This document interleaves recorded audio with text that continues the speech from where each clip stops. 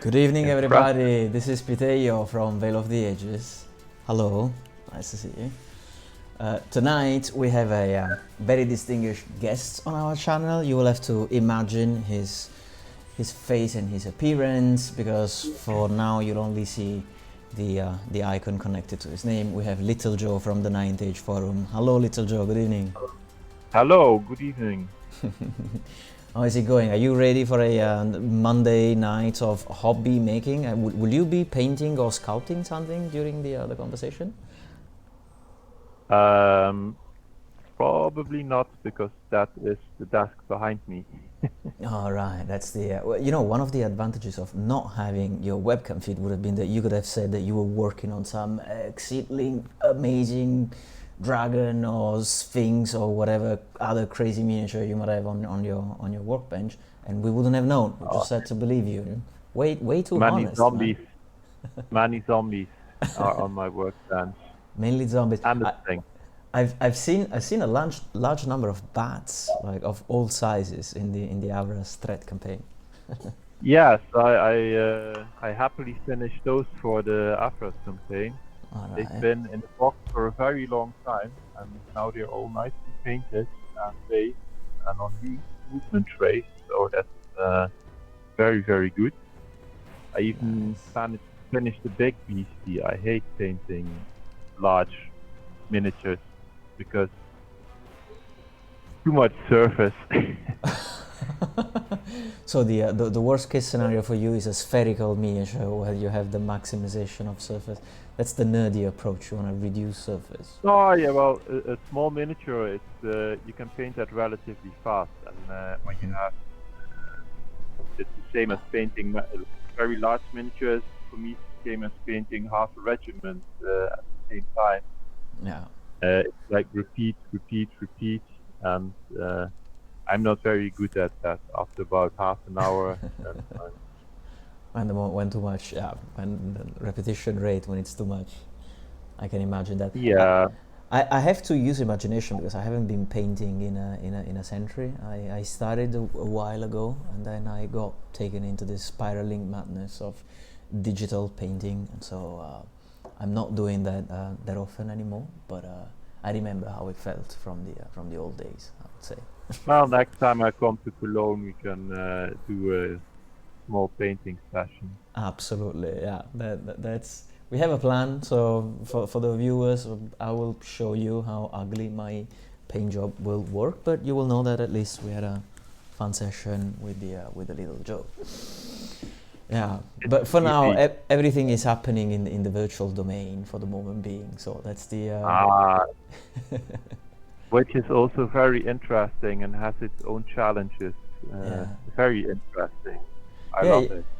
you're one of the people who knows the challenges from both worlds, actually. So that's for the viewers, most of what you see here on the table comes from LittleJoe's workshop. So all of these individual pieces that make up the arena, as well as some of the new ones. Well, that might be true, but you multiplied them and created the arena from it. So your work. No, when it comes to Control C, Control V, I'm a master. I can duplicate and spam, or Shift D, I should say. This is a very geeky joke for Blender users. That's artistic design. But yeah, so I use Blender so much that I try that every time I want to delete something, I hit the X button now, and then it goes in Windows. Bloody shortcuts. Yeah.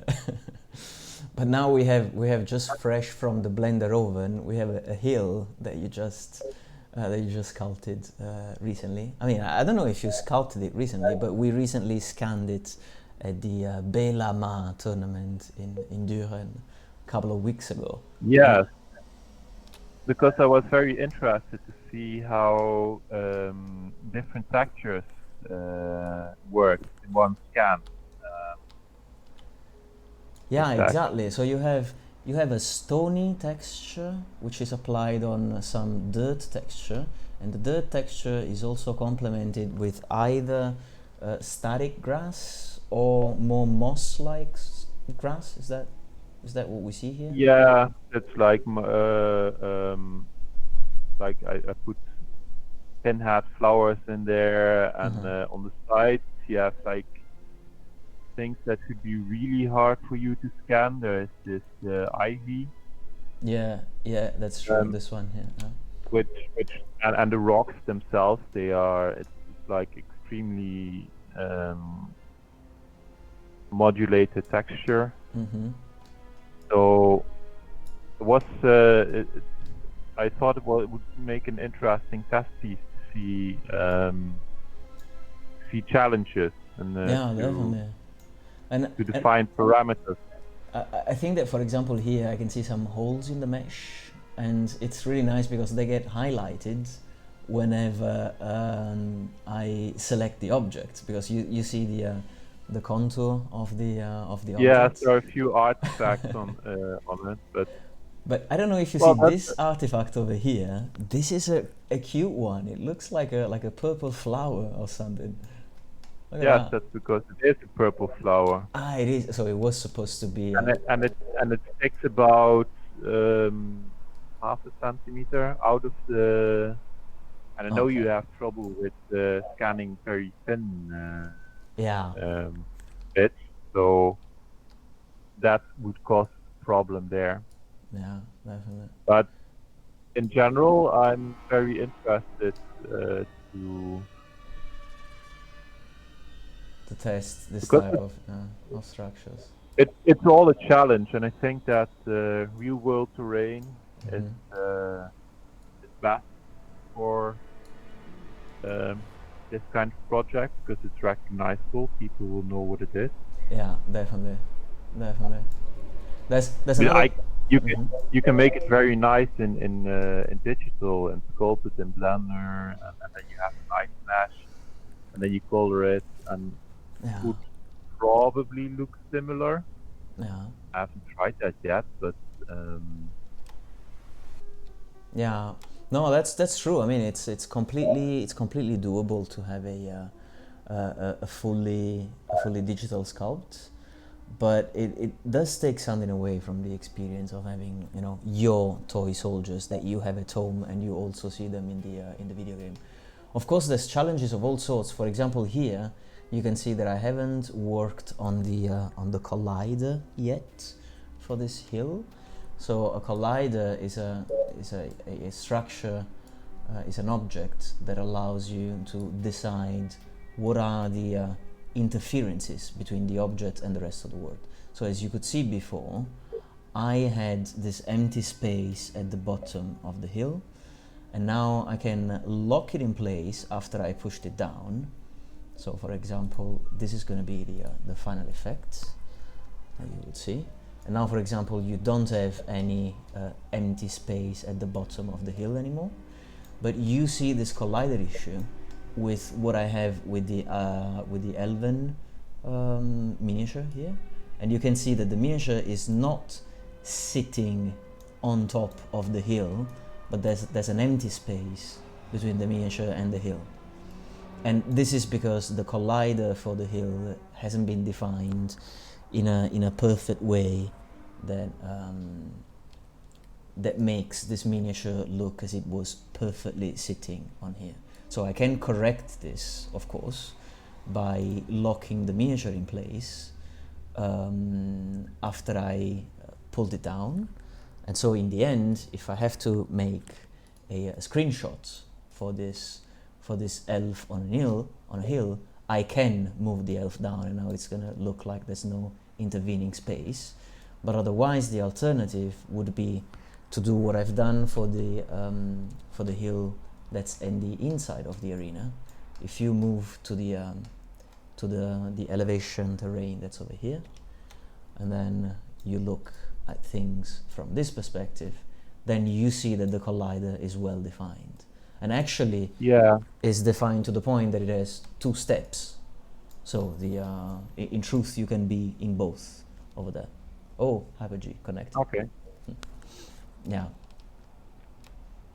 So sometimes it's a bit of a cumbersome procedure, but that's what it takes to take the miniatures from from the real world and put them into a game. So as you say, if you sculpt everything digitally, it's gonna be easy and it's gonna solve a number of problems, but it's also Yeah, not but then the necessarily. painting is hard. Yeah. Yeah, that's challenges, and that's why we like the project, right? And so Well, I now have a pen and tablet, but before I only had a mouse, and with a mouse painting, yeah, literally, that's not going to work yeah, that's because true. you don't have the control, you don't have the sensitivity. Yeah. And also I would say that with a mouse you get your hands in pain at some point. It's like, at least that was my experience, that my hands would hurt if I was sculpting too much. I mean, solid modeling rather than sculpting in my case, but tension. Mm. Yeah. So you would say that in general the way this new pieces of terrain look would be acceptable. So you would be happy to have an arena a hill that looks like this. Oh yes, sure. It looks like the one you have at home. Oh, it does. So you click it and you see the artifact. I'm gonna press the F button to fill the holes in the No. arena. But you don't click it during the game because you're not supposed to move the hill. Yeah, so. exactly. I mean, at this point, once it's locked in place, you can't. Even if you hover with the mouse, you don't see the boundaries anymore. So. Yes, exactly. You can't click it anymore. So now it's perfect. It doesn't even matter that it has any of that. The small artifacts. And then here, next to the hill, you see this other piece with the ruins. Yeah, it's very beautiful. I saw it live. Yeah, right. Because at the tournament we also had Ade van der Laat, so Marcel, who was bringing some of his own terrain and miniatures, and this one has pieces from, I would say, Mom and Skibo, possibly, and combined in a creative way. He was playing ogres, but this was supposed to be a dwarven terrain. From Mom Miniaturas. Yeah. And so exactly here you see it's the same issue. You have this collider. So if I try and drop this dwarf king into the ruins, because it's auto-calculated. Looks like it just took the highest point and made the simple box. It's more or less the same concept that you would have for the boundary rectangle that you would have in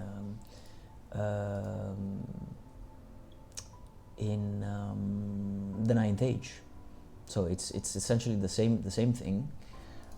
It just takes the largest point in each direction and uses that, just to be sure that nothing crazy is going to happen. So for example, if I force the computer to do something crazy, let's see what happens. Hola. All right, that's a weird consequence. So now I changed the collider in a way that everything gets calculated at the ground level, and so now you see that the Dwarven King has just sunk into the terrain piece because I removed the collider altogether. But that allows me to select the king and to pull it up like so, and then lock it in position. And of course, this is not going to be practical if I am playing with the miniature, but at least, if I have to take a screenshot of this cross lances king in the dwarven ruins, like ready to very beautiful miniature, give battle. Yeah. Yeah, I mean, again, this as you remember was the miniature inspired by the old Kegis Gavems. Now I understand it's called. I still haven't got used to the new name. Yeah, Naves Duram. What's the new name? So anyway, Yeah, something with Jura. yeah, right. I remember something like that. So we had this piece of art that was commissioned by Karak North Clansman from Chaos Dwarves Online and from Admiralty Miniatures. It was commissioned to Mitchell Nolte, and then Filippo from Cross Lances. In the end, he sculpted this miniature that looks exactly like the miniature in the art. No, it looks amazing if you zoom completely in. Yeah, It's right. very good. With the texturing, and this is even not considering the so this is a low poly rendition of this miniature. You can buy the STL files for this miniature. I think that they cost €3, 4 euros, something like this on the Cross Lances website, and you can print it, and it's gonna look a lot better than this, because this is just the low poly version. So the high poly version is much more detailed, and probably you can see all of these strange straw decorations for his hat. I don't really understand what the hat is made of. It looks like an incredible amount of animal hair. It's funny. I tried to do a Google search for hats like that and to find out how they are made, what they are made of. Yeah. It's very hard. I didn't find any information on them. Yeah, right. I think that it looks like animal hair in a type of more Central American type of culture from, let's say, yeah. No, they're actually Ethiopian. But they must be, yeah, exactly. So they must be from. But they from are the in white. They're always white. The hair bit is white. So yeah, it's a fun model. I like it. I like the gems that are in the, at the end of the skirts. Oh, it's very nice. Beautiful artwork. Cross Lances, that's done a great job, and and it looks good when it's in the terrain piece altogether, and it looks even better when you know that you can activate commodities like the line of sight and everything else. Now, to go back being nerdy, I think that if I activate the line of sight now on this model, the model is not going to be, so I think that it's gonna sink down because I haven't specified the locking exactly. I haven't specified the locking for this one here. So each object is treated separately with respect to the locking position. So the miniature here is locked, and the line of sight can be moved. But yeah, that's a very nerdy commenting on all of this. I find the tools like the measuring tool, it's going to be a lot of work if you want to make one for every miniature, but I find them very interesting.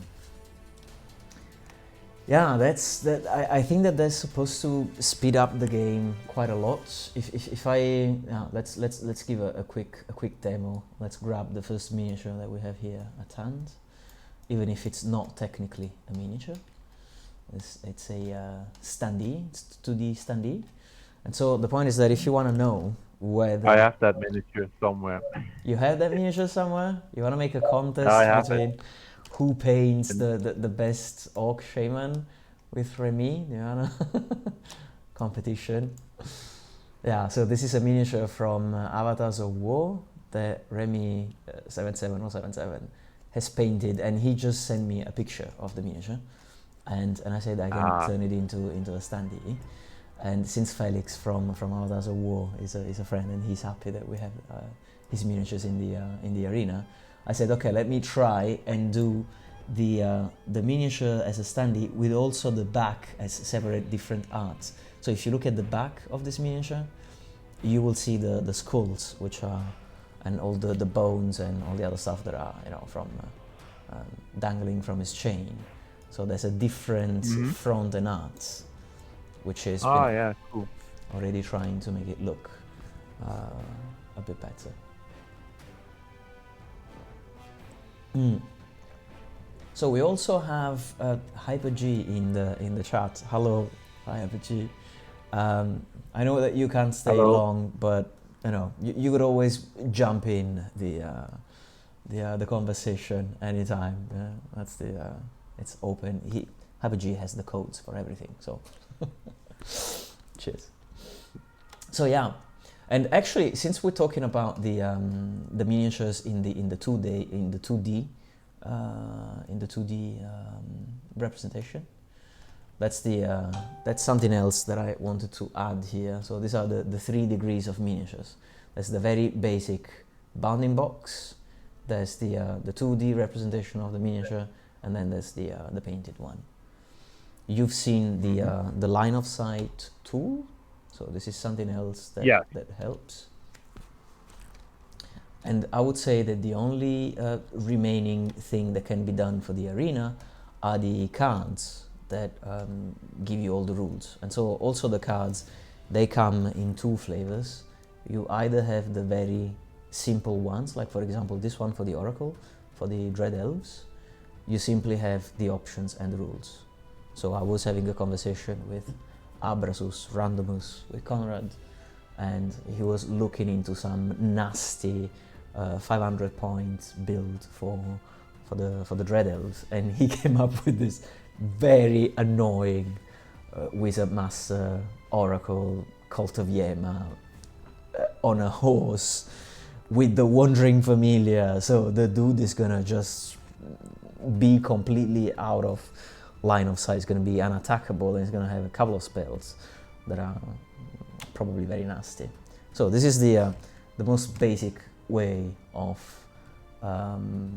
giving the information, just a card with the information that you bought.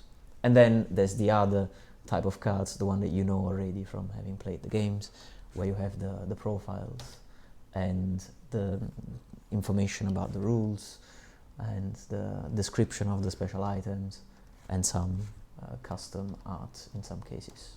For example, this one here. Yeah. So you could also combine the box with standee, and you put the standee art on the side of the box. Yeah, that is possible. So that's something that we were considering. You're very right. Once you have the box, you can put front, top, and side view. I'm not. I gave it a couple of tries, and it looks a bit weird, and it requires a higher number of pictures. So in general, when you have the 2D standee, it already looks nice, because I can set the transparency all around the template of the miniature. If I have the box, I'm gonna have some background in the box, and that doesn't really look as nice as the sharp, the sharp confines of the miniature. Okay. Something that you can do, however, as since we are brainstorming, you can extrude the 2D standee. So, for example, if you look at the symbol for the Marshal, for the Empire of Somstal, you see that it has a thickness, and this thickness of the token could be used to make the shaman a bit thicker as well, and that gives you a fake 3D impression, shall we say. So it's a bit of a strange thing, because we're always halfway between 2D and 3D. And my hope is that we're gonna get the means to fund the creation of all 3D miniatures, and there's gonna have to be no standee, and so all the more no box needed, because it's just gonna be the actual miniatures. Yeah. Well, yeah, sure, but you have to start somewhere, and if you need something quick and you have a solution for quick, then that's not a problem. That's a feature, that's not a bug. Yeah, no, definitely. I mean, it's one extra possibility. Of course, it would be way nicer to have the miniature scanned. For example, that's why going to tournaments where people can bring their own miniatures and I can scan them on place, so that they can take them back home.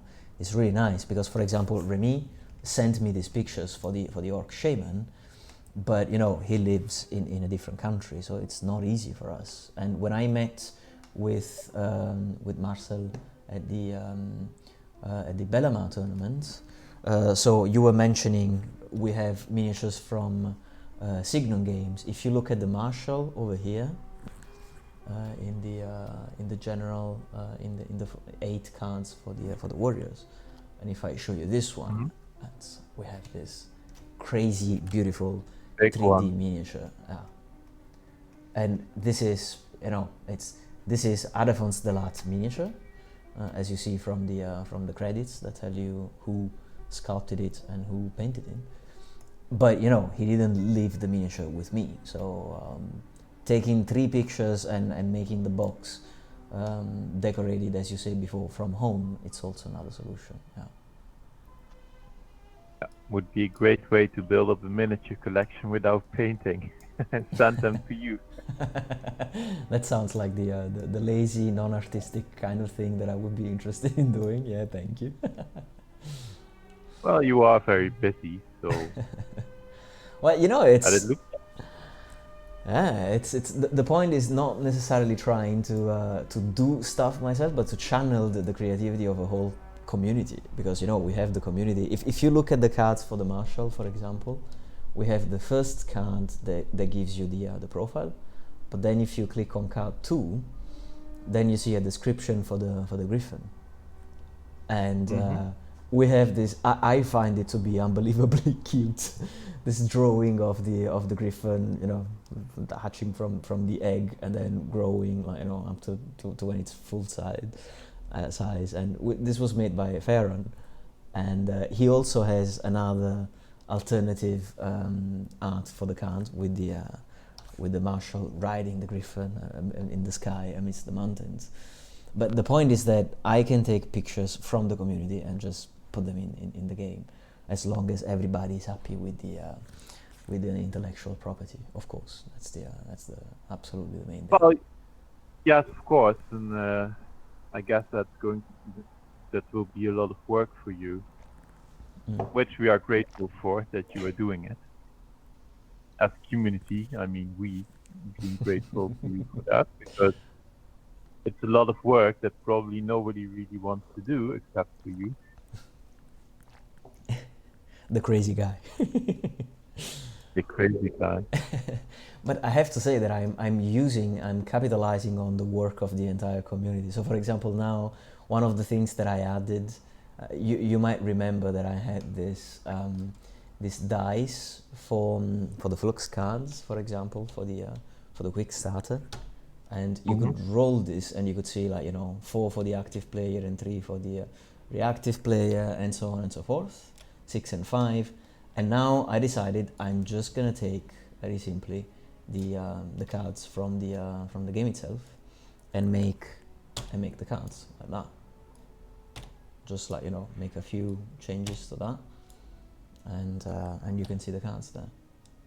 I think it's amazing. That's the. It's an extra level that we have a universal battle. You can perfectly play a game in a universal battle. I've used it myself a few times. Yeah. It works, but you sometimes hear the critique that people want. It doesn't feel like a real game. Yeah. And you can't get away with that if you upscale this. Yeah. But of course, it's unrealistic to expect you to do that all in one day. So it will be a very, very interesting process to follow. Yeah.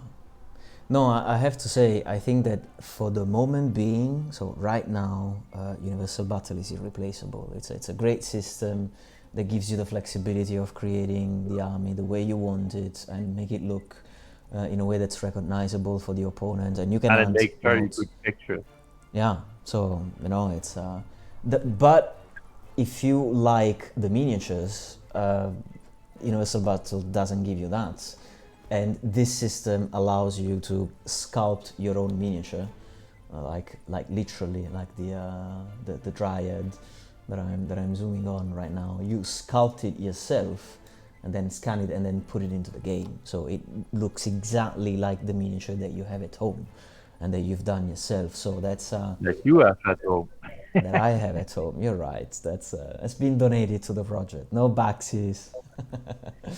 But yeah, but the point is that I cannot ask you to sculpt 250 miniatures, or I can scan them and keep them at my home. Even worse. So No, that's nor gonna could take I some time. probably do that. Yeah. Oh yeah, but I think that it's good to do that with community power, because that's one of the things that I really like about the Ninth Age, that it's community driven, Yeah. and with this, it's not just the possibility of people actually doing things, but you also have the knowledge base is Yeah. so much greater than what each one of us could provide. So we will have new things and new options that can be done. And, Yeah. yeah, the That, future is bright. definitely. I mean, if everybody contributes, each with their own specific skills, it's gonna be a lot of fun, I think. Yeah.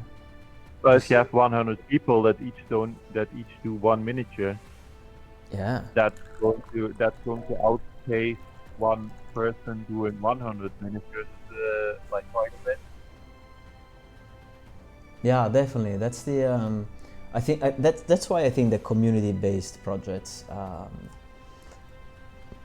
are gonna always be more interesting than anything that any single company can provide, because there's just so much creativity and manpower, and no human resources department of any enterprise can match with an entire community that loves this. So it's a matter of finding a direction and working there. At the same time, we have great companies that are making amazing ranges. So we've seen the dwarf by Cross Lances, we've seen the griffin by Signum Games, we've seen Avatars of War here. We have the Admiralty miniatures, like the elf that we've just put on the hill over here. And we also have some miniatures from Titanforge, like for this. For example, this is another thing that I don't know how people would feel about this, but I'm definitely going in the direction of the non-canonical army books. So this is one that Caledor IV has readapted. So we have this dino, and we have a miniature from Titanforge that can represent this one.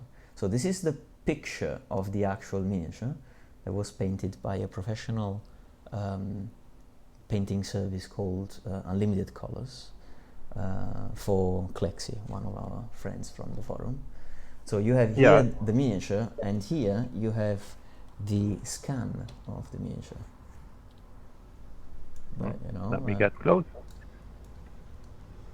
But of course, with the usual amount of artifacts and everything else, but you know, it still looks quite like the original thing. You know that you can use the key M on your keyboard to magnify, right? Yes. All right. Yes, but the artifacts, they also have a positive side effect to give some protection to the company, but for the miniatures themselves, and well, to be quite honest, you hardly notice. Yeah. So I mean, I think that number one, it's good for the miniature companies, because if anybody wanted to, you know, be a clever guy and reverse engineer the game and grab the files, they would find themselves files with artifacts that if you try and print them, it's not the way it works. They're not going to print as nicely as the ones that you would buy from the company itself. That's perfectly okay. It's good from that point of view, because it also works better with the hardware. So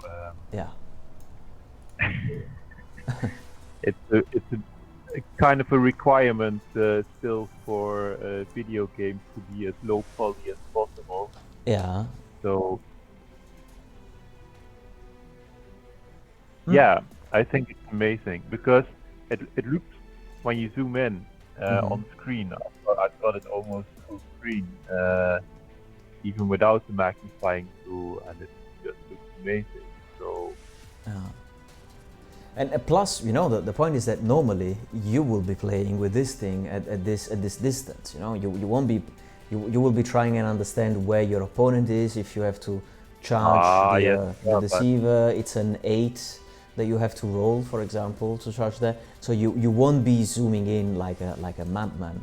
Of course, you can still do that. And we all like to look at miniatures, so right, that's the people will zoom in, and if you can, that's nice because you can, and it looks amazing close up. So yeah. Plus, I mean, I imagine that if a company wants the miniature to look really nice in game, you can always do what we did for the Kulimas deceiver here. So the Kulimas deceiver here, it's a 3D model. It's a native 3D model. It's not high poly, of course. So it's just a low poly with a texture and probably a bump map.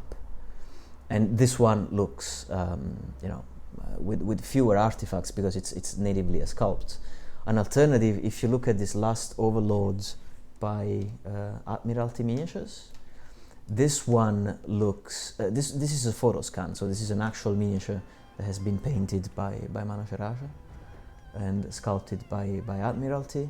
And this one looks very crisp and practically perfect, even if it's a photo scan.